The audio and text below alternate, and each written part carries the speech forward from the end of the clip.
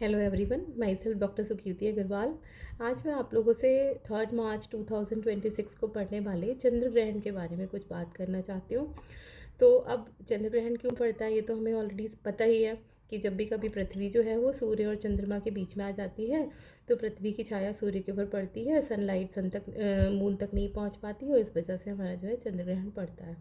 तो इस बार ये जो घटना है, इस साल का 2026 का जो पहला चंद्र ग्रहण है वो हमारा फाल्गुन पूर्णिमा के दिन, जिस दिन होलिका दहन होने वाला है उस दिन पड़ने वाला है। तो ये नक्षत्र थोड़ा सा स्पेशल हो जाता है क्योंकि होलिका दहन वाले दिन चंद्र ग्रहण पड़ना बहुत ज़्यादा शुभ संकेत नहीं है। ब्लड मून हमें उस दिन दिखाई देगा और ऐसा काफ़ी सालों के बाद होता है। कुरुक्षेत्र का जिस समय युद्ध हुआ था उस समय भी इस तरह का ग्रहण पड़ा था, लेकिन फिर भी इससे हमें ज़्यादा भयभीत होने की आवश्यकता नहीं है। देखिए, हमें पता है कि जो ब्लड मून या स्ट्रॉबेरी मून है एक साइंटिफिक फिनोमेना है। बहुत सारे मिथ इसके बारे में फैल रहे हैं कि बहुत फैटल होगा, बहुत रक्तपात के योग बन रहे हैं और बिल्कुल फ्लिप द कॉइन जैसी सिचुएशन होगी। जैसा अभी चल रहा है बिल्कुल चेंज सिचुएशन होगी, बहुत ज़्यादा ख़राब टाइम आ जाएगा। ऐसा कुछ नहीं है, साइंटिफिक फिनोमेना है। हमें पता ही है कि ब्लू लाइट की स्कैटरिंग ज़्यादा होती है, रेड लाइट जो है वो फोकस्ड होता है। इस वजह से हमें जो मून है वो उस दिन जब भी ग्रहण पड़ता है तो हमें रेड कलर का दिखाई देता है। तो स्ट्रॉबेरी मून हमें दिखेगा, बहुत सुंदर ये दिखेगा दिखने में। लेकिन हाँ, कुछ प्रिकॉशंस हैं जो कि हमें ग्रहण के समय ध्यान रखने होंगे, वो मैं अभी आपसे डिस्कस करती हूँ। और उस दिन जो ग्रहण का समय रहेगा वो हमारा इवनिंग में 3:20 से 6:47 तक ये ग्रहण हमें भारत में दिखाई देगा।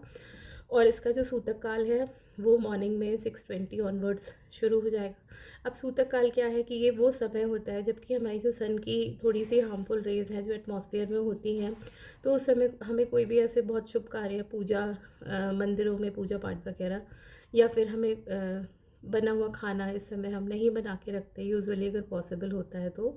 या फिर अगर कुछ ऐसा हमारे पास फ्रिज में चीज़ें हैं तो हम उनमें तुलसी दल डाल दें, या कुशा ग्रास होती है वो हम उनके अंदर डाल के रखें तो ठीक रहता है। तो इन चीज़ों का ध्यान आप इसके अंदर रखेंगे ग्रहण वाले दिन। और जहाँ तक होली मनाने का सवाल है, तो जो होलिका दहन के लिए हमारा शुभ मुहूर्त बनता है, जैसा कि सारे ज्योतिषी भी बता ही रहे हैं कि हमें जो हमारा सही मुहूर्त है वो या तो 2 मार्च को इवनिंग में, रात में होलिका दहन किया जा सकता है, या फिर जो सबसे शुभ मुहूर्त है वो हमारा मॉर्निंग का जो 3 मार्च का समय रहेगा, 5:30 से लेके 6 के 20 का जो समय होगा वो हमारा सबसे अच्छा समय है होलिका दहन के लिए। तो उस दिन आप अपना होलिका दहन कर सकते हैं। और जो हमारी होली है रंग वाली, वो हम लोग 4 मार्च को सेलिब्रेट करेंगे। अब ग्रहण के समय हम क्या चीज़ें ध्यान रखें, अगर पॉसिबल है तो हम उस समय कोई भी खाना ना बनाएं, कुकिंग ना करें।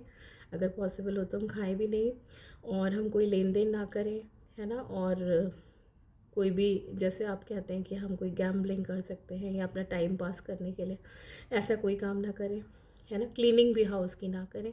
जहाँ तक हो सके ईश्वर का नाम जाप करें, या कोई माइथोलॉजिकल किताब है तो उसको आप पढ़ें, बहुत अच्छा रहेगा।